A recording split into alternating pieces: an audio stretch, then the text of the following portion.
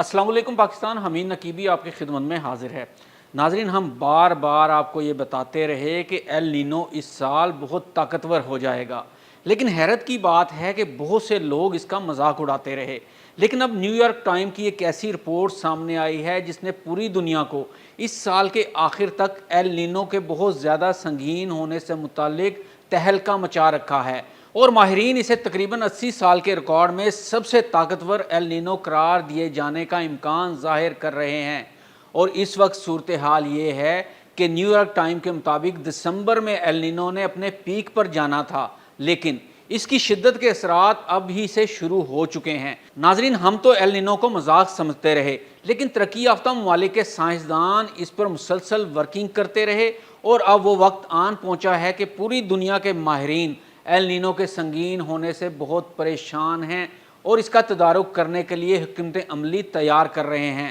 دنیا کے نقشے پر ایک ایسا خطرہ ابھر رہا ہے جس کی شروعات کسی جنگ، ایٹمی دھماکے یا طوفان سے نہیں ہوئی۔ ناظرین، ایل نینو کی شروعات ہوئی ہے سمندر کے پانی کے غیر معمولی طور پر گرم ہونے سے، لیکن یہ کوئی معمولی گرمی نہیں۔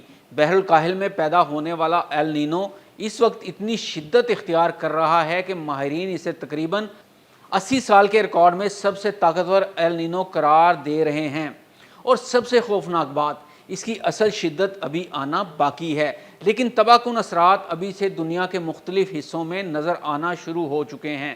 بھارت میں غیر معمولی خشک موسم، ایتھوپیا میں کئی دہائیوں کی شدید خشکی، وسطی امریکہ میں فصلیں تباہ، پاناما میں بارش کی کمی سے عالمی تجارت کے ایک اہم راستے پر خطرات، اور دوسری طرف دنیا کا درجہ حرارت مسلسل خطرناک حدوں کے قریب۔ اب ذرا یہ اعداد سنیں۔ گواٹے مالا میں جولائی کی بارش معمول سے 85% تک کم رہی۔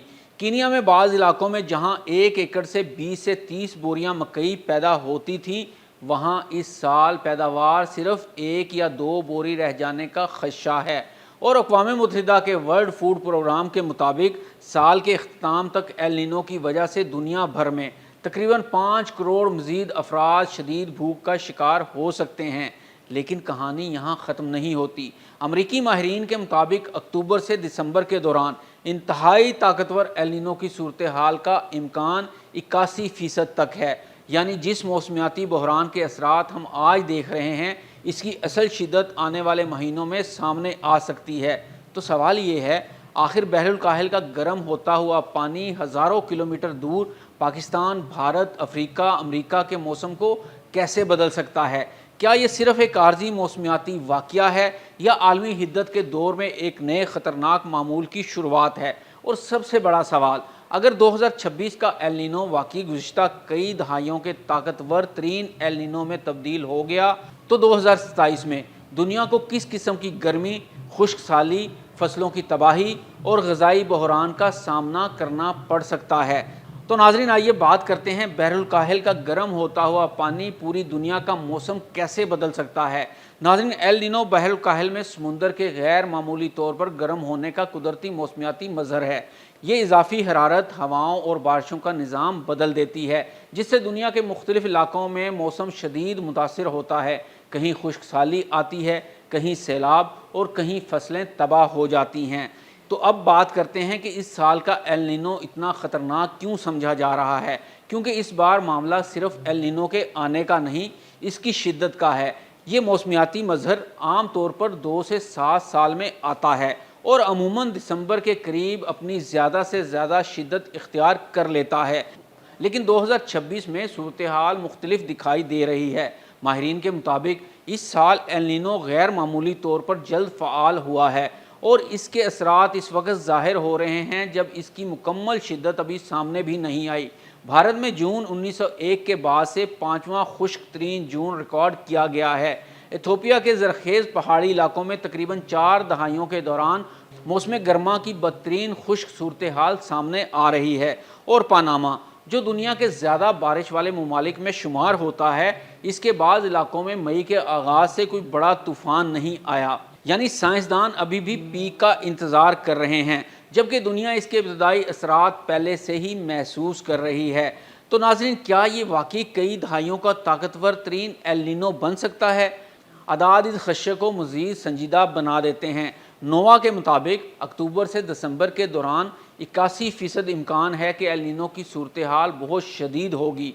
बहरुल काहिल के मखसूस हिस्से में 3 माह का औसत दर्जा हरारत मामूल से तकरीबन 2 डिग्री सेल्सियस ज़्यादा हो सकता है और रोज़ाना की सतह पर समुंदर का दर्जा हरारत मामूल से तकरीबन 3 डिग्री सेल्सियस से भी ज़्यादा ऊपर जाने की पेशगोई की जा रही है।